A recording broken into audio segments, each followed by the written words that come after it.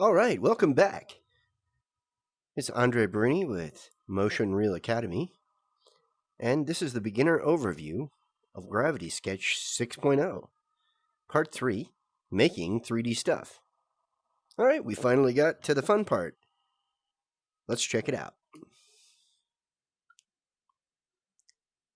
We're going to take a look at how to make 3D stuff and what the tools are to make 3D stuff with. So, on our non-drawing hand, we're going to push the purple button. Remove this so we can see it the whole time when I'm talking about it. Okay. Now, when you have this tool selected and you, on your drawing hand, hit the trigger button, it will draw out a line. There's a couple of other presets here for lines that you can choose. This one gives you softer ends on the line. And this one, control the thickness of the line with the trigger so you can get multiple thickness on lines when you actually draw them. It gives it, when the end caps are on, it gives it a rounded end, and when it's off, it gives it a flat end like that. It's a total flat end, which might be helpful for different shapes.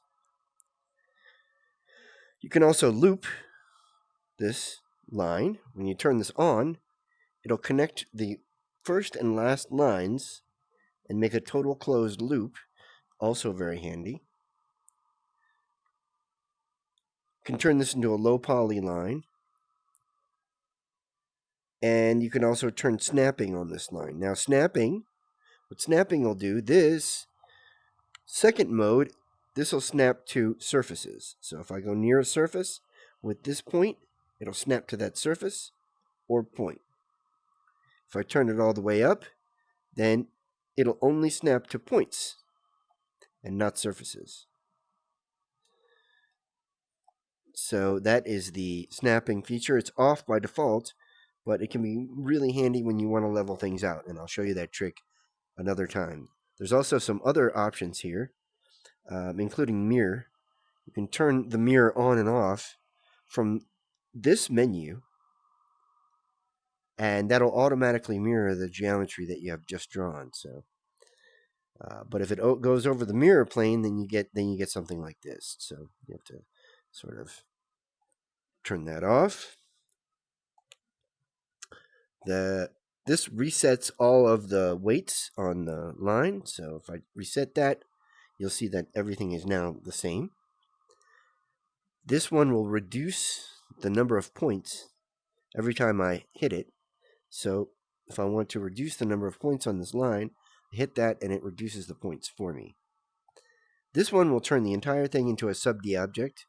If I click this, then you'll see it adds a bunch of points, and then all of these points are now editable, and the whole thing is a big sub-D object. Delete that one, bring out a new line. All right, stroke has a bunch of options as well. And when you have stroke turned on and you draw a line, it looks like this. It just looks the same as ink. It acts the same as ink when you edit it, but it has some different options when you're actually drawing it. So, we'll take a look at those options now. The first drawing mode is just the free drawing mode. Draw, and whatever comes out, it comes out exactly as you draw it. This drawing mode is the point mode. Here, you make points that it connects for you, and when you're done, you click your non-drawing hand trigger, and it finishes off the shape. And here's my line that I drew. Now, this mode is planar mode.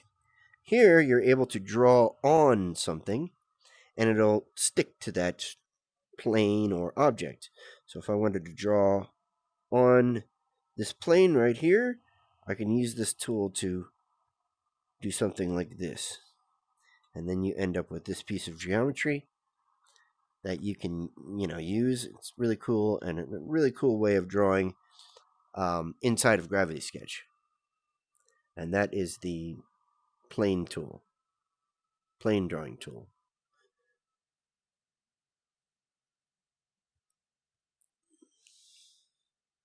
Right, they each have their own settings, but for the plane tool, you get less settings. These we'll go over in another video. Now we'll go on to the fine line. This one, it stays as a thin line, and you can just bring out these fine lines with it. It's a new tool. They just added this, and I think it's really cool. You can use this to do your fine line work. Really good with hair and to lay out sketches.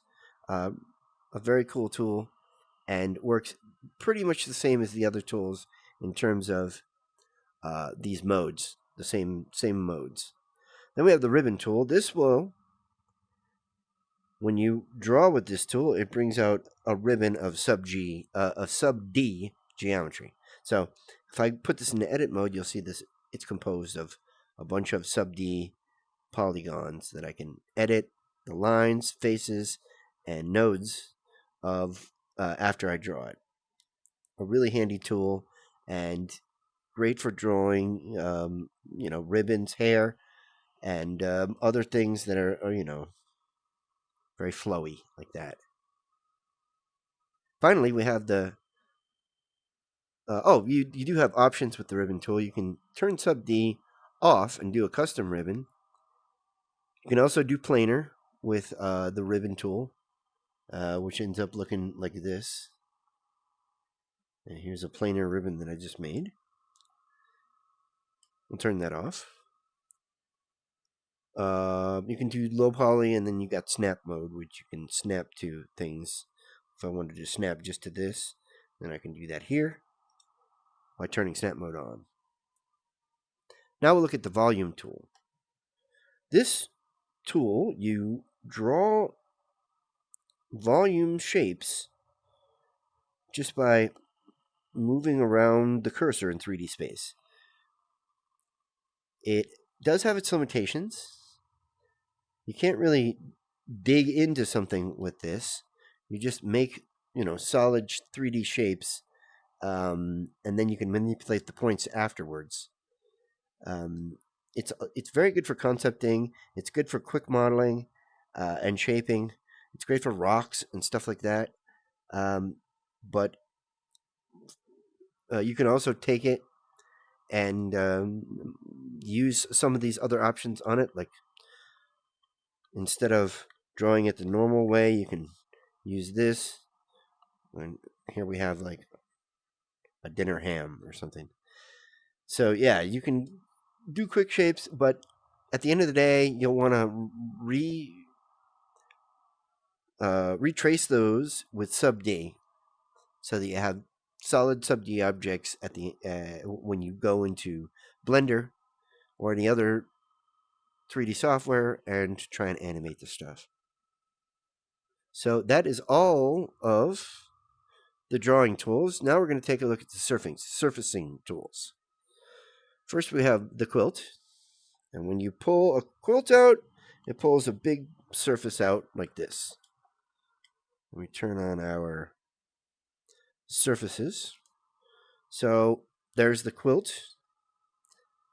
We'll take a look at the precise quilt. It's basically the same thing, except you can draw it in point mode like this. Just maybe a little bit easier to get specific shapes out.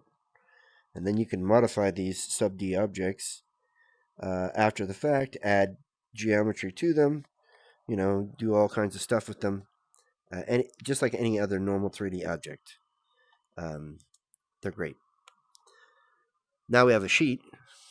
When you bring this out, this sheet is a NURBS object. It's a little bit different. It acts differently. It has different options than the other tools. And we're going to go over these options for each of these tools in a separate video. The low poly one, it's basically the same as quilt or precise quilt, except it comes out as a default in low poly mode, but you can turn this to high poly mode, and basically you have the same thing that you made with either of these two. Next, we'll take a look at the round and square revolve tools. turn on my revolve tools. All right, I made all this stuff over here. Oops. I made all this stuff over here with the revolve tool. So we'll take a look at that now. There's two different kinds of revolve tools now, the round one and the square one. The round one, here you have a circle. When you start to draw, you can just bring out geometry and then change it. I mean, it's just so great. You've got to play around with this because you can make endless amounts of shapes with this. But there is a couple things to know about it. If you want to change the spot where this is being generated, use your non-drawing hand, hold the trigger down, but don't hold it down all the way. You gotta half pull it. Half pulling it is basically you pull it about halfway, and you'll see that you can move it around with this axis still on it. So now that I have this green axis set up, I can move this wherever I want. I can snap it to other axis like this one.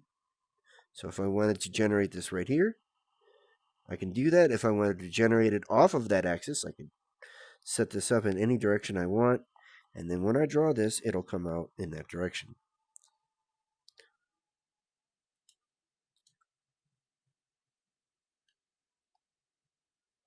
Like so.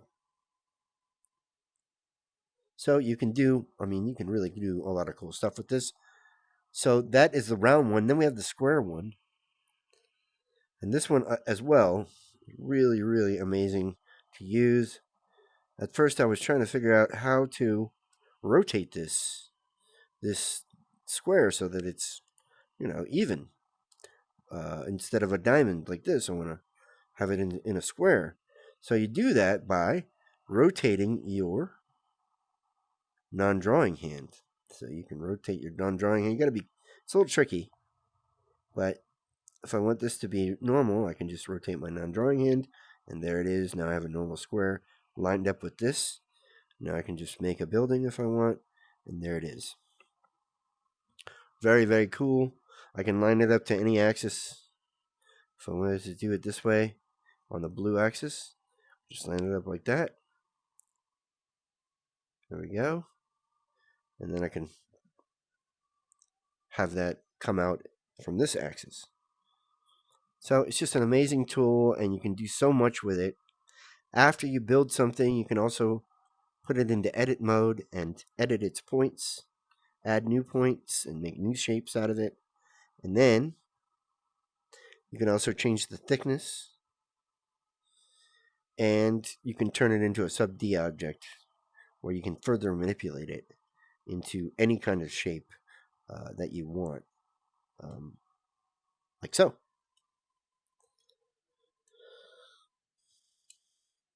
All right, we're going to go into these other options later. So that's all of the surface tools that we've gone over. Now we'll go into the shape tools. These are pretty standard. Here's all the shapes that you have to choose from. Choose a shape, and with your drawing hand, you bring it right out into the scene. There's a couple of different ways you can actually do this, and they are in the settings of the shapes tool here. The first way to do it is just with one hand, the drawing hand. You draw out the shape, and you control how big or small it is by moving your one drawing hand. This mode lets you bring out an object on an axis. So in this case, here I have this blue axis already set up. I can bring out an object on this axis and bring out another one. So with this tool, you can align things and build things in such a fashion that everything is all lined up, and you don't have to worry about things being slightly off. So this is pretty self-explanatory, this tool, but here it is, and here's all the primitive shapes that you have to choose from. You can use and modify and edit to make more complex models. Finally, the text tool. With this tool, you can add text to the scene. Here I have a bunch of text already added. It's very simple to use.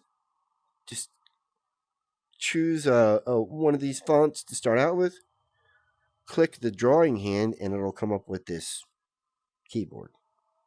You move the keyboard around by grabbing the outer edge of it and sort of grabbing it and moving it around. Here now I can see the whole thing. Now I can add some 3D text to the scene.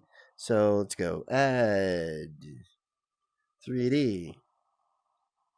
And when I'm done, I click that. You can also change the font here. So if I wanted it to be in a different font like that one, I can choose that font now. You can also choose caps and special characters. So you can do that here. And when I'm done, click OK, and it adds it to the scene. Now I can grab this and move it around. I can change the color of it by grabbing it, clicking on the color wheel, and then choosing a new color for it. Color and or a type of material. These toon ones seem to show up pretty well. So we got that on there now. And then you can grab this and edit it by grabbing it, clicking on the blue button on your non-drawing hand. That puts it into edit mode. And then you can modify the text all you want, and it changes it here. Well, that's it for this video. Join us for the next one. Thanks for watching.